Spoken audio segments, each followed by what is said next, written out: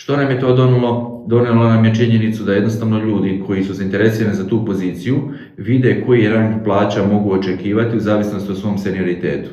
I ako im taj rang plaća nikako ne odgovara, znači totalno žele puno veći iznos plaće, odlično, neće se jednostavno niti prijavljivati na taj natječaj, time smo uštedili vrijeme tom kandidatu, a time smo uštedili vrijeme i sebi, jednostavno nećemo ulaziti u razgovore i pregovore oko te plaće, jer se on neće ni prijaviti, jer vidi da mu ne odgovara plaće koje imamo ovdje u kontri. I to nam je uštedilo jako puno vremena i jako puno kandidata se možda i nije ni prijavilo jer im ne odgovara, ali nama to zapravo odgovara. Ljudi koji dolaze na posao, to jest na razgovor za posao, već znaju neki rang plaća i uvijek se oko toga zapravo tu sad možemo igrati, ali ne može neko doći i tražiti, 5.000 eura neto plaću, jer tako što oglasima za posao nismo niti stavili i tu nije sad stvar, idemo se mi malo cjenkati pa ti ispustiti igre, jednostavno takve i ako kažu da traže 5.000 eura, nećemo dalje niti puštati i to je fer i pošteno za obje strane.